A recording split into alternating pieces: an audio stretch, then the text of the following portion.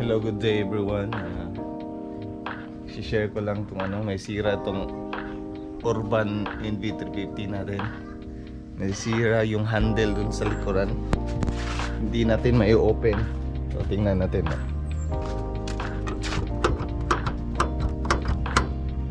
So, nangyari dito guys is nabali yung handle niya, yung humihila ng kable sa loob.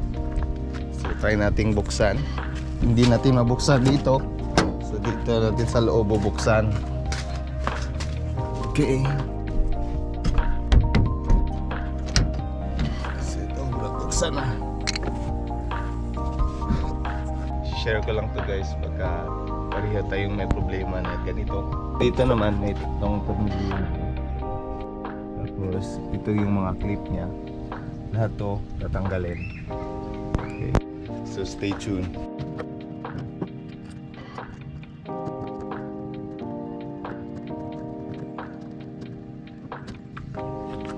So ito po yung cover ng handle sa loob.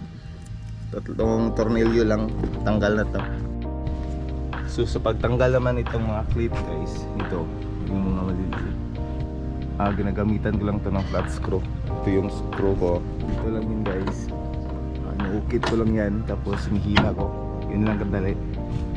So isa-isahin mo yan, tanggalin lahat. Alright.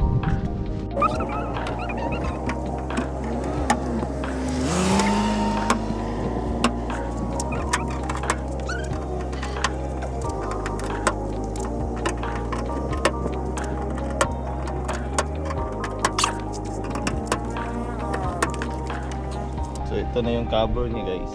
Dito na yung itsura dito sa loob. May silupin yan. So next na gagawin guys is tatanggalin natin itong cover na to. Alright. May 4 na bolt ito. Sa 2, 3, 4. So dito lang yan. Tatanggalin natin. Yan. Ang ginawa ko dito is binutasan ko na lang itong cellophane.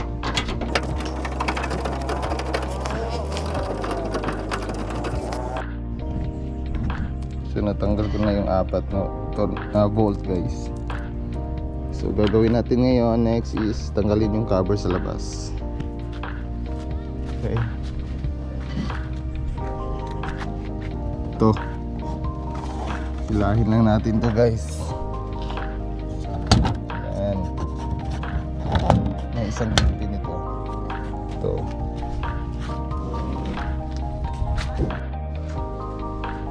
Ito yung cover guys. So ito yun. Ang nangyari dito, ito yung bali. So tinry ko pa itong i-fix. Ito yung bali na guys. Dito yung nakatugtong. So wala na tayong nagawa, kundi i-replace talaga to guys. Ngayon nakabili ako sa Shopee ng ganito replacement. So ito yun guys. Ito yung i-install natin. Ito yung papalit natin para mabuksan natin ulit sa labas. So medyo matibay naman siya. Tingnan nyo. Ito nabili ko lang to sa Shopee ng 500 pesos. From China pa ito. Tagal-tagal din itong dumating kasi medyo kalayuan itong lugar namin dito sa Davao. So ito na, install natin to guys. So madali lang naman to siya i-install. Balik lang natin tong may cover ito siya. Ito yun. May isang tornilyo to kaso ito yung nabili natin, walang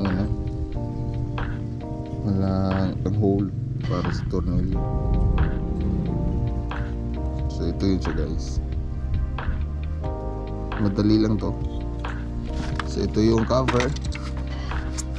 Lagay natin siya dito.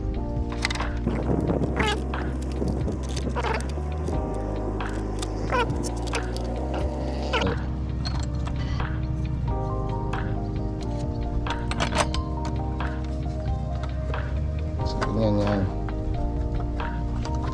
Dito ka hihilay. Dito mo pinipindot to. Ganyan. Okay, so balik natin.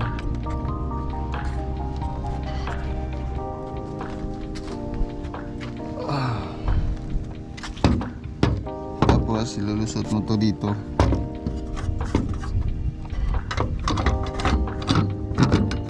Tapos idugtong lang yung mga bolt niya. Balik lang natin.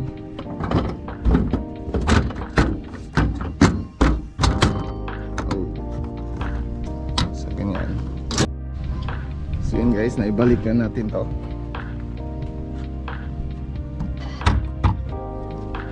So yun, dito na naman. Balik natin to kung ganito. Yung hinihila niya para sa lock. Ito yun. Pasok natin dun sa hole niya. Doon. Alright, so balik muna natin guys. Madali lang naman to. Ito lang to. Sa hirap eh. Wala kasi nag-video sa akin ngayon.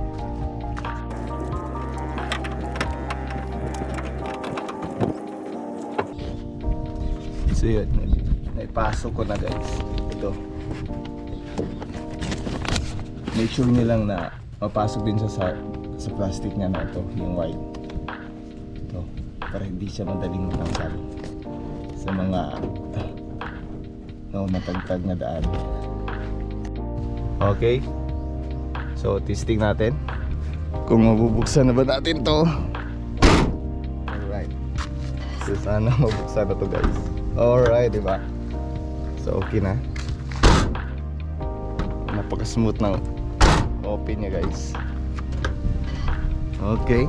Since okay na ito, balik na natin itong cover niya. Alright, let's go. Balik.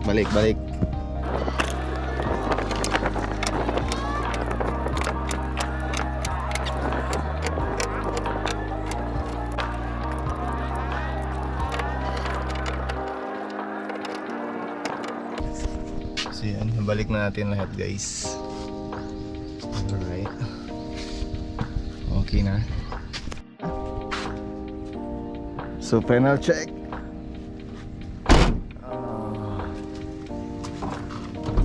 Oh, diba? Napaka-smooth guys. Hanggang dito na lang yung guys, yung video natin. Madali lang naman siya. Kayang-kaya nyo itong gawin kasi napaka-simple lang. Tanggal lang at saka ibabalik yung bago. Yeah. So I hope may natutunan kayo sa video na ito.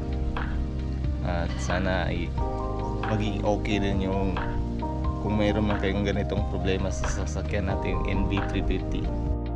So maraming salamat guys sa panonood. Bye.